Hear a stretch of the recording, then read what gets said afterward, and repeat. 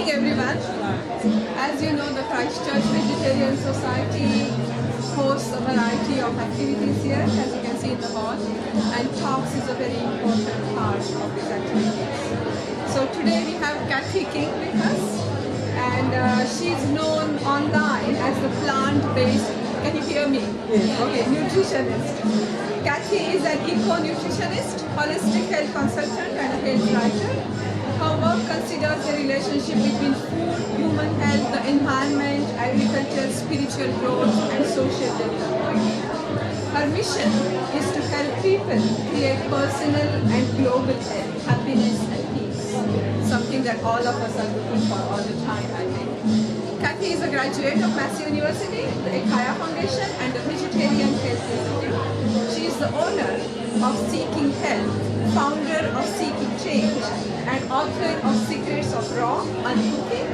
And she has a book forthcoming, something to look forward to, is Evolutionary Nutrition for Weight Loss. There are various reasons for why we want to go vegetarian or vegan, but today Cath is going to go beyond that. And she is going to talk about beyond veganism for weight loss and show us a direction of what next. So please welcome Cath.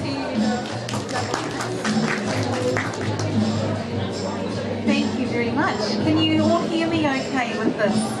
Let me know if it stops going or anything. You can increase the volume if you want. Is it okay? Yeah, it's all good? Okay. Did you know that according to international data, vegans are on average 18 kilograms lighter than meat eaters? Did you know that vegans are on average the only dietary group that has a healthy body mass index or BMI? That all other dietary groups, so we're looking at meat eaters, pescatarians, vegetarians, all have BMIs that are in the overweight range. And did you know that meat consumption is positively associated with weight gain, even after adjusting for calories? So even when vegans eat the same number of calories as other dietary groups, they don't put on the same amount of weight. And why is it then that despite all of the science showing the benefits of vegan diets for weight loss, there are still vegans who are overweight and are having trouble losing weight?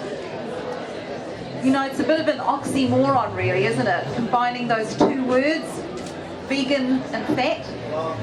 And that's what we're going to be exploring today. So as you've heard, I'm Cath King, and I'm known online as the plant-based nutritionist, and I'm actually an eco-nutritionist, and that gives me a huge advantage when dealing with weight issues, because I look at health and weight loss from the broadest perspective, the most holistic perspective possible, that of the entire planet. And you would be very surprised at how interrelated everything is and how much our weight loss, our weight issues are impacted by other things in our environment. And I was going to ask, do I have a clicker thing to change slides, or do I need to come up and go? I'll sit here. Oh, so I'll go. Yeah. Okay, so I used to be a Montessori teacher, and I've actually got one of my ex-students here in the class, in the talk today.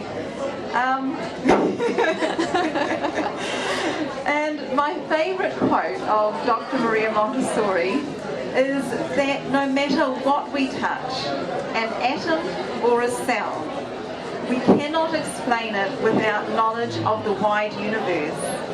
And it's the same with human health, even something as basic as weight loss.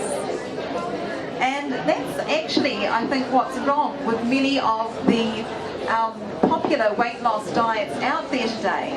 A, they're not vegan, and B, they take on too much of a limited perspective, a limited view, and their focus, because their focus is too narrow, they miss important factors that are going to impact on our weight issues.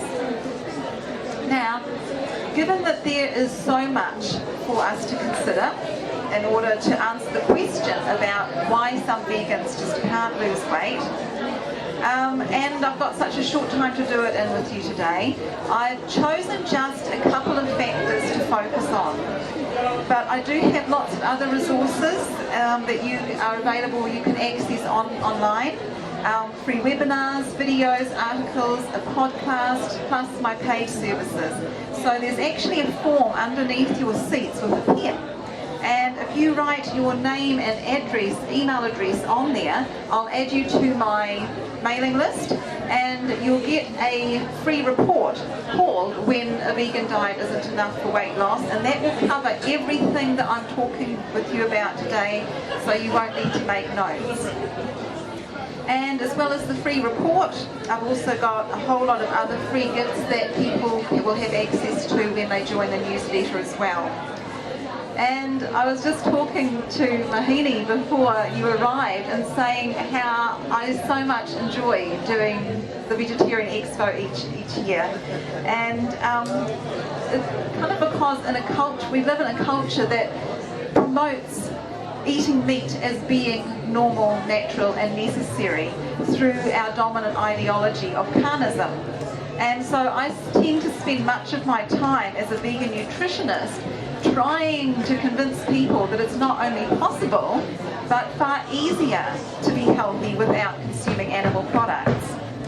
And so I just love coming and talking at the Vegetarian Expo, where most people have already made that decision that eating animal products is not a part of their life anymore.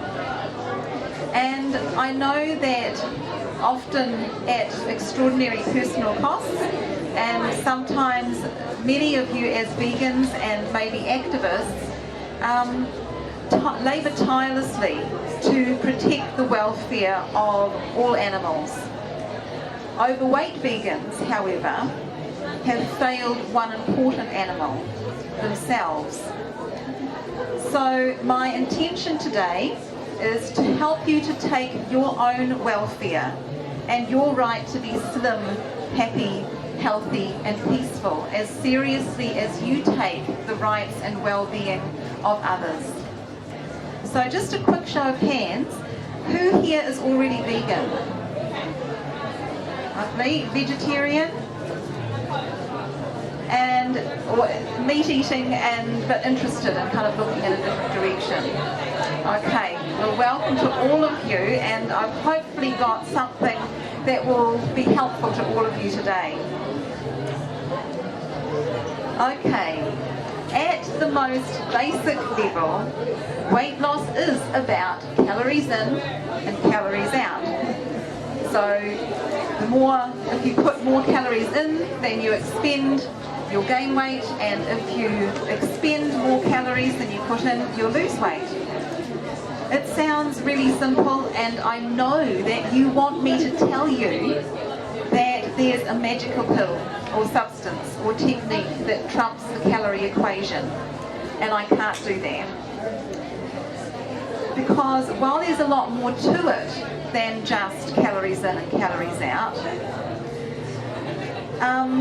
in essence that's what it does all boil down to.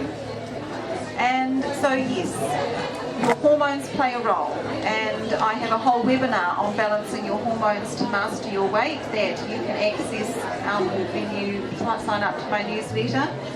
And yes, your genes may play a role, and there are a variety of things that you can do to alter your genetic expression to a certain extent.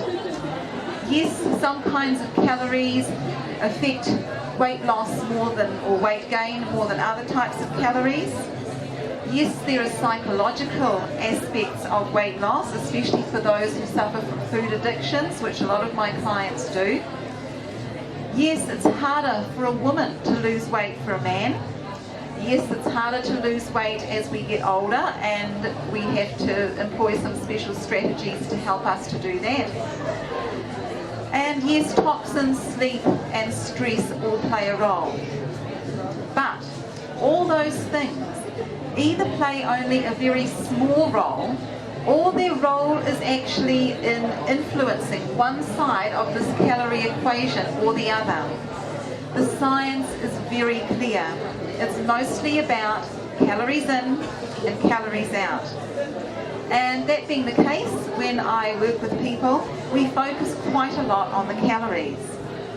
But instead of counting calories and restricting food intake to reduce your calories, I teach the people basic principles that they can use so that they never have to count calories again and that they can eat to satiation. So if we look at the expenditure side of the calorie equation, a lot of people ask, well, what about exercise? Can we use exercise to lose weight? And exercise is very important for health. Our bodies are meant to move, we're designed to move, and so we really have to move in order to be 100% healthy. But exercise's role in weight loss is actually quite small.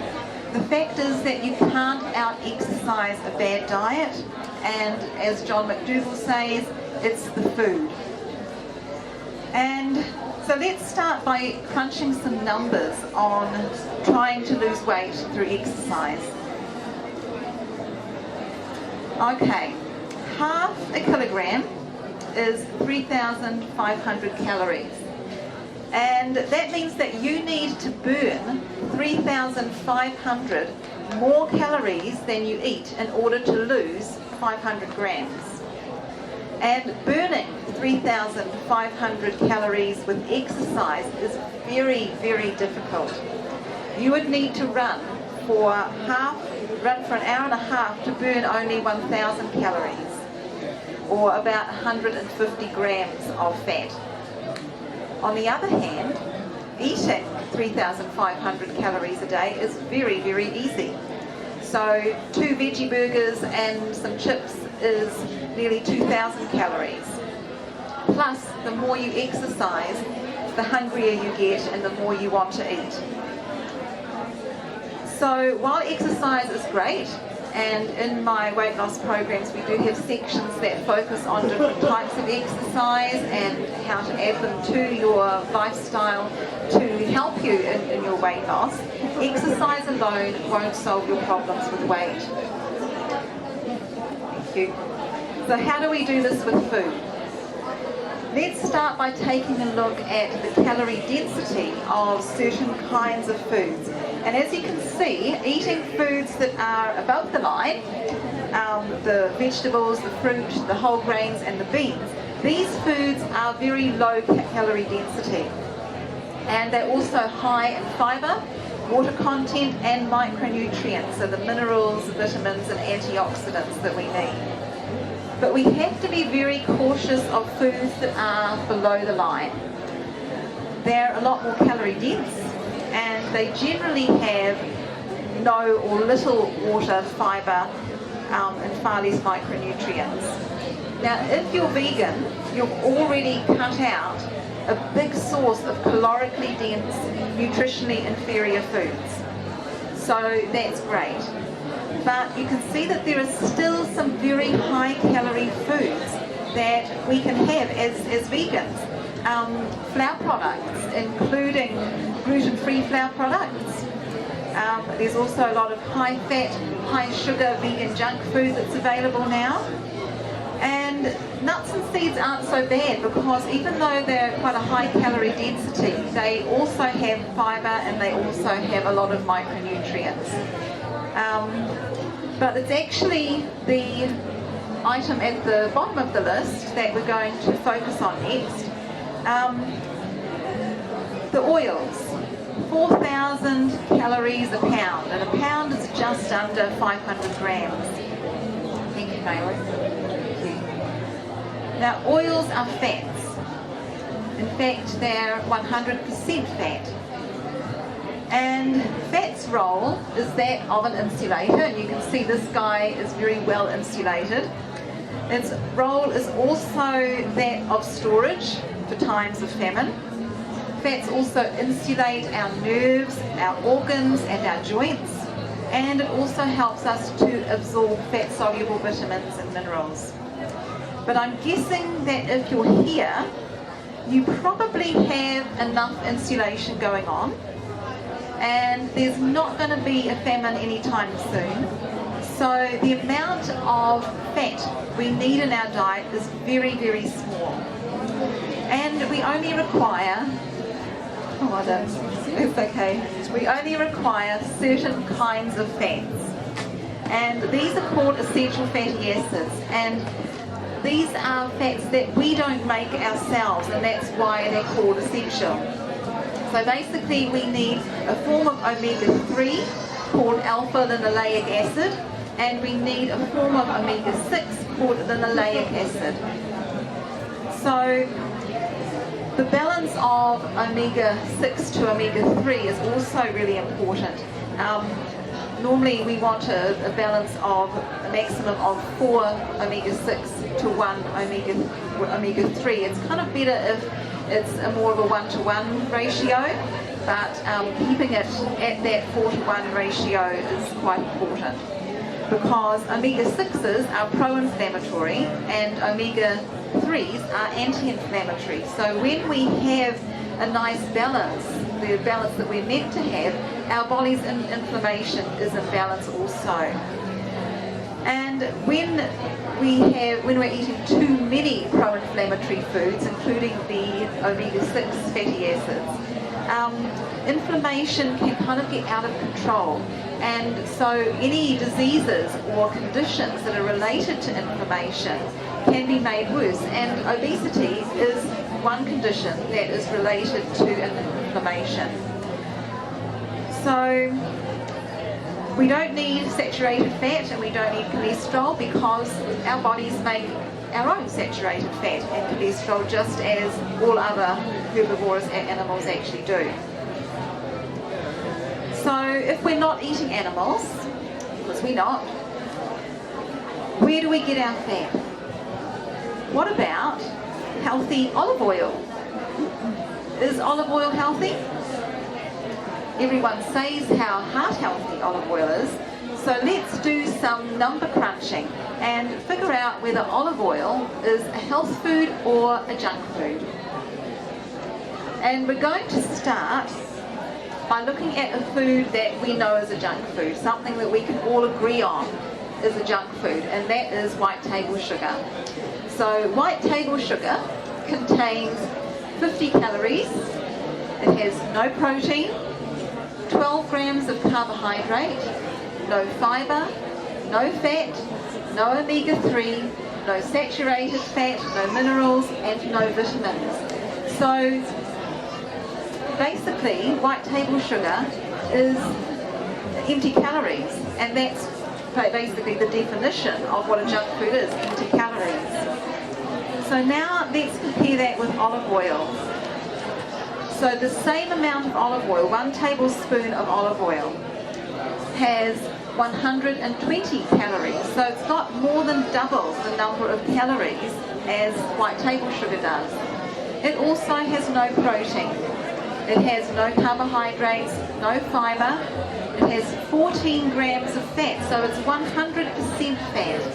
And of that fat, only 0.1 grams is that omega-3, the anti-inflammatory omega-3 we were talking about. The rest is mostly omega-6.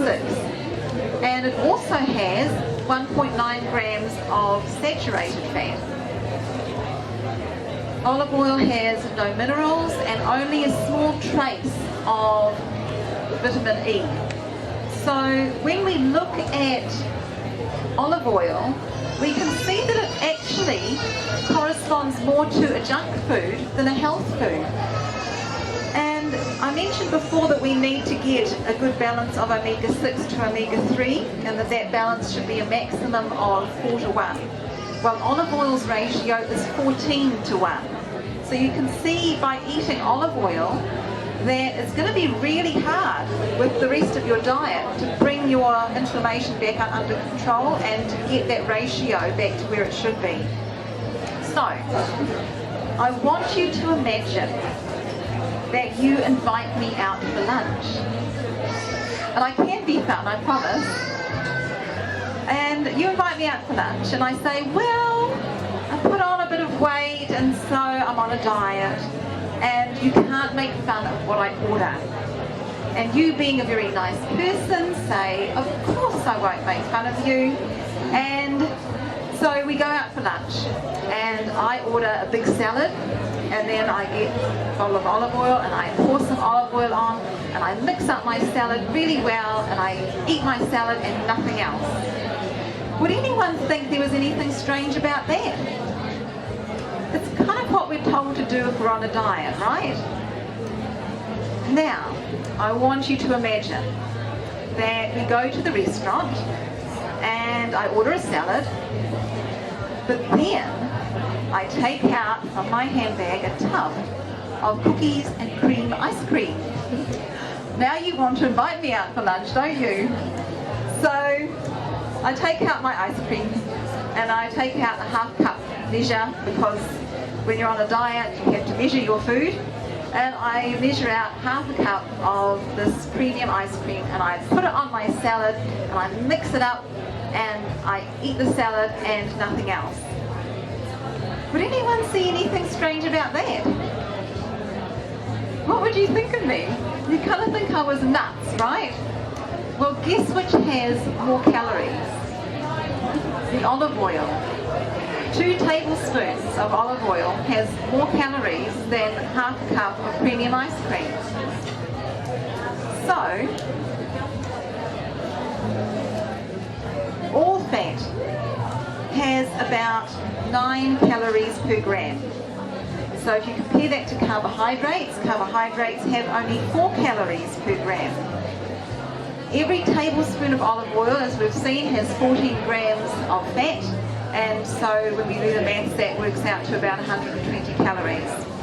Now, oils are processed foods. Like sugar, they have had one element of the whole food, so whether that's the olive, a coconut, nuts or seeds, though that whole food has had one element extracted from it, isolated and concentrated. And to quote John McDougall again, the fat you eat is the fat you wear. Our bodies are designed to distinguish between carbohydrates, which is for energy, protein, which are for bodybuilding, for making our muscles and our bones and our hair and everything, and fat. So it knows the role that each plays, and it knows that the role of fat is insulation and storage. So that's what your body wants to do with calories from fat. And as a result, all fat, even olive oil, will do this to you. This is not the result of too much broccoli, rice and beans, or too much fruit. This is the result of too much fat and all the sausages, burgers, cakes, and salad dressings that this guy ate. Not that he looks like he ate too many salads. And olive oil will keep you looking like this. And if you are trying to lose weight and you're still eating olive oil, you're really kidding yourself. And the same law of nature applies to all oils. Rapeseed oil, coconut oil, there are no exceptions. But what about the Mediterranean diet? People rave about it for heart health. Well, when obese women from Greece were studied, Greece has the highest obesity rates in Europe. They analysed the fat biopsies of these women, and they found that 55% of the fat in their fat cells came from olive oil. And, thank you Mary, pouring olive oil on your salad does not suddenly make it heart healthy. This salad was already heart healthier, and it's not being made heart healthier. Now, research has consistently shown that olive oil constricts arteries. It does not dilate them. And the widely held benefits of a Mediterranean-style diet is actually from the inclusion of more antioxidant-rich fruits, vegetables, nuts, seeds, whole grains, that kind of thing. Not the inclusion of olive oil. So the Mediterranean diet is an improvement on the standard Aotearoa diet or the standard American diet, despite the olive oil, not because of it. So oil really is the white sugar of the fat world. So what do you use instead of olive oil or other oils? Well, we really only use olive oil for two things. People stir fry in it, and they use it for salad dressings. And first of all, it's important that you never, ever, ever heat olive oil. Olive oil has what's called a low smoke point, which means that when heat is applied to it, it changes the chemical composition, making it quite toxic. And the second thing with using olive oil for stir frying is that you can actually stir fry in water or in vegetable broth, and you can get really good results from that. So there's no need to use olive oil for stir frying.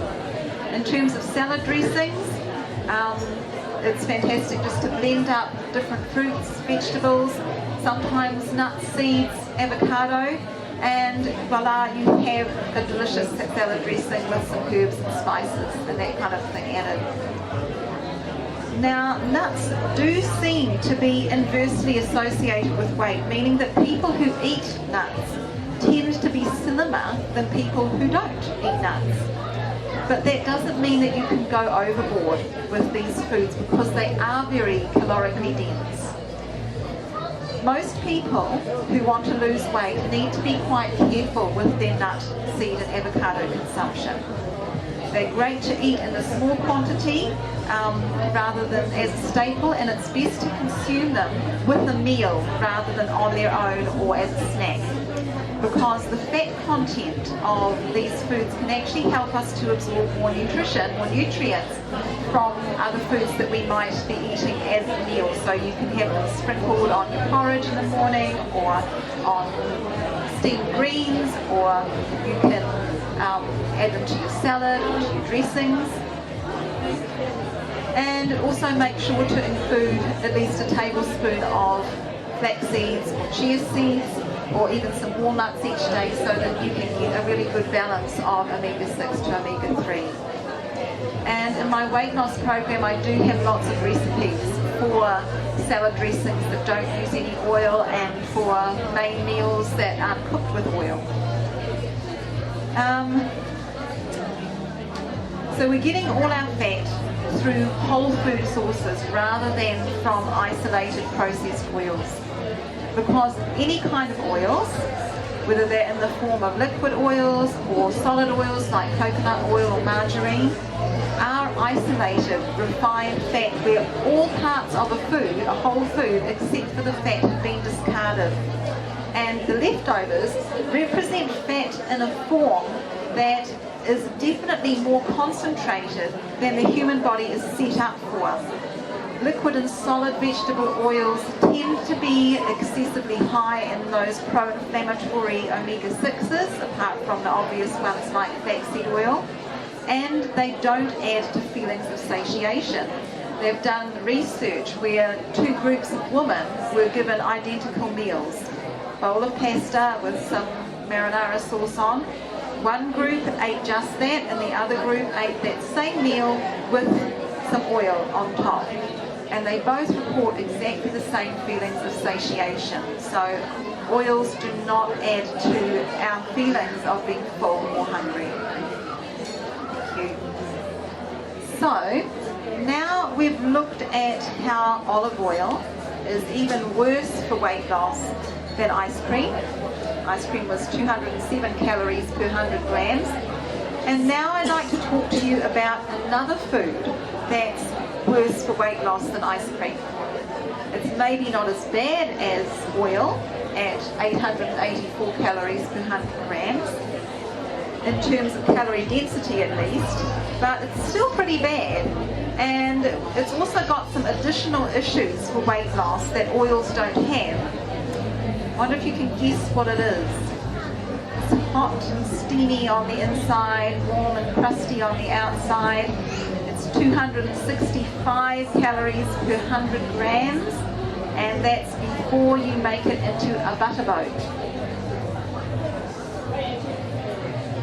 bread.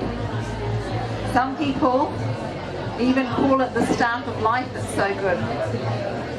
So compare bread at 265 calories per 100 grams to other whole intact grains. Rice, brown rice, is 111 calories per 100 grams, and quinoa is 120 calories per 100 grams. And you can see why bread may be so problematic in terms of weight control. But there are also other problems with bread and flour products, as well as other processed foods that are made with sugar, besides just the calorie density. So how do they make cocaine? Any ideas? Well, they take the essence of the coca leaf and they refine and purify it into a fine white powder. Now, coca leaves are not hugely addictive on their own.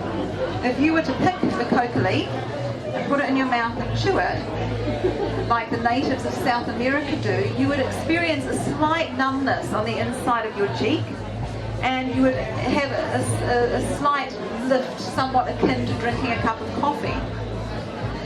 But in the refined form, in the white refined powder form, cocaine causes a huge rush of dopamine to the brain, and it's highly addictive. Now, dopamine is the pleasure hormone. And how do they make heroin? Exactly the same way, except with the poppy plant. They take its essence, they refine and purify it into a fine white powder. But if you were to eat a whole poppy flower, there would be no dopamine rush, no addiction, no craving. And if it was just drugs like cocaine and heroin, then we'd say, well, don't do drugs, and that would be the end of that. But it's not just drugs that we've invented to stimulate a dopamine rush and cause addiction and cravings. So how do they make sugar? And you probably guessed it, they take the essence of the sugarcane plant and they refine and purify it into a fine white powder. And I was born in South Africa, and I used to eat raw sugarcane, and I used to eat it like fruit, and it had the same kind of amount of sweetness as fruit and the same sort of response in your body as fruit does. But if you refine and purify it into a fine white powder, it also will cause a huge dopamine rush, and it takes on a hugely addictive quality. And in the same way that not everybody who drinks alcohol is going to become addicted and become an alcoholic, not everyone who eats sugar is going to be addicted to the sugar that they eat. So there's a continuum that people are on. They're either highly addicted to sugar or they're very low on the continuum. But again, a little bit like an alcoholic. If you say to an alcoholic, I think you're addicted to alcohol, you have a problem with alcohol, they're going to deny it. And so most people that have addictions to these foods will also deny that they have a problem. So, finally, how do they make flour? And in this case, a number of plants can be used, but wheat is the most common and probably the most problematic. To make flour, they simply take the inner essence of any grain or sometimes legume, and they refine and purify it into a fine white powder. And when we stimulate an artificial dopamine rush with these substances, the brain prepares for the next rush by reducing the number of dopamine receptors, so that you need to consume more and more of them to get the same rush, the same pleasure. And if you're like most people, then the foods that cause you cravings are not in their original out-of-the-ground form. Odds are that you crave foods made from the ubiquitous fine powders manufactured by the food industry. And as Michael Pollan puts it, they're not really foods anymore, rather they're edible food-like substances. Foods that are in their whole unadulterated state interact in your brain the way that nature intended. And in contrast, these edible food-like substances made out of sugar and flour release an unnatural flood of dopamine that hijacks the pleasure centers of your brain and cause cravings. And this is not a theory. A very large body of scientific evidence proves that these foods light up the very same addiction pathways as cocaine and heroin do. And when food addiction researchers ask people to list the foods that they crave, that they obsess about, and that they can eat more of than they intended, these foods tend to fall into two broad categories. They tend to either be the very fine sugar type products, so you're talking chocolate, you're talking lollies, ice cream, those kind of things, or the flour products, the bread, the crackers, the pizza, the pasta, those kind of things. So it's no coincidence that as the prevalence of refined powders in our food supply has increased, obesity rates have also soared. And in fact, today, 80% of the 600,000 foods on our supermarket shelves are laced with added sugar. So, today we've covered two aspects, two factors that may be making it more difficult for you to lose weight, even as a vegan: oils and the processed flour type products. And so I really hope that this presentation has been valuable for you today, and that you'll take action upon what you've learned and create some really good results for yourself. And I know that some of you are committed to taking a quantum leap with your health and your weight loss, and you are dedicated to getting the help and support that you need to ensure that you can get those results more surely and easily and quickly. And I've got a 12-week program that's designed to give you the support that you need. And in this program, everything's done for you. You get all the recipes, the information, the exercise strategies, the goal-setting tools, the motivational strategies, the lifestyle hacks, and the coaching to make it a really easy transition to this kind of lifestyle. Thank you. So for those of you who are really serious about getting some help with losing weight, I'd like to extend an invitation to you now. On that same form under your seat that I mentioned earlier, I think some of you were missing at that part, you can also indicate that you'd like to have a free Forever Slim strategy session with me, and I highly recommend that if you're interested in weight loss that you make use of it. And my approach really does work for everyone who's prepared to do the work and make the changes, and everyone who books a strategy session with me goes in the drawer to win a free Eat More to Weigh Less program. So, I think we're kind of out of time, as we started a wee bit late too, didn't we? Yep. So I need to start packing away for the next presenter. But if you want to fill out those forms and just pop them into that lilac covered box on the table there, and you're welcome to take a brochure and my business card, and I really hope to see some of you again. So thank you for your attention, and I wish you health, happiness and peace. Thank you.